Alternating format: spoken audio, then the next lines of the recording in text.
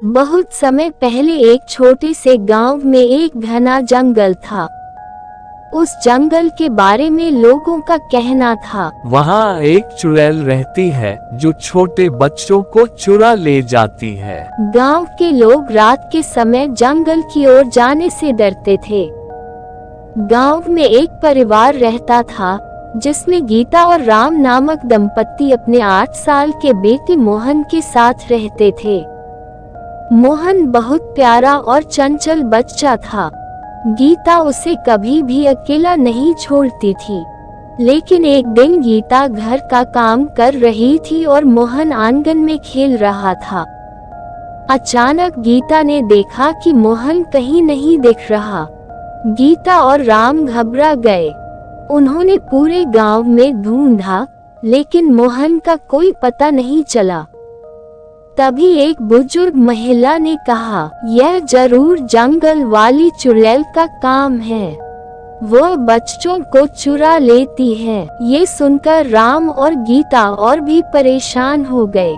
राम ने हिम्मत दिखाई और जंगल में जाकर अपने बेटे को ढूंढने का फैसला किया। गांव के कुछ युवकों ने भी उसकी मदद करने का वादा किया। सबने जंगल में प्रवेश किया। जंगल बहुत डरावना था।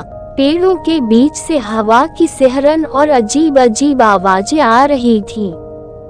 चलते चलते राम और उसके साथी एक घर के पास पहुँचे। घर के अंदर से बच्चे के रोने की आवाज सुनाई दी। वे सब घर में घुस गए और देखा कि एक बूढ़ी और डरावनी चुड़ैल मोहन को पकड़े हुए थी। चुड़ैल हंसते हुए, ये बच्चा अब मेरा है, कोई इसे मुझसे नहीं ले जा सकता। राम ने हिम्मत से काम लिया। तुम्हें ये बच्चा वापस करना ही होगा।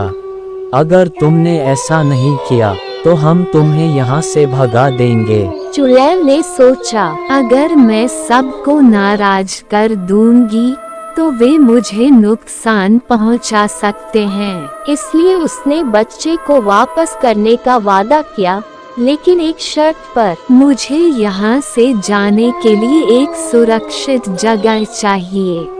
अगर तुम लोग मुझे कभी तंग नहीं करोगे तो मैं इस बच्चे को छोड़ दूंगी। राम और गांव के लोगों ने चुड़ैल से वादा किया कि वे उसे तंग नहीं करेंगे।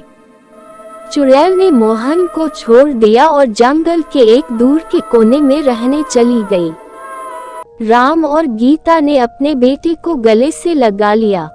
गांव के लोग खुश थे कि मोहन सही सलामत वापस आ गया। उस दिन के बाद गांव के लोगों ने जंगल में चुड़ैल की जगह पर कभी कोई दखल नहीं दिया और चुड़ैल ने भी कभी किसी को परेशान नहीं किया। इस तरह से गांव में फिर से शांति लौट आई।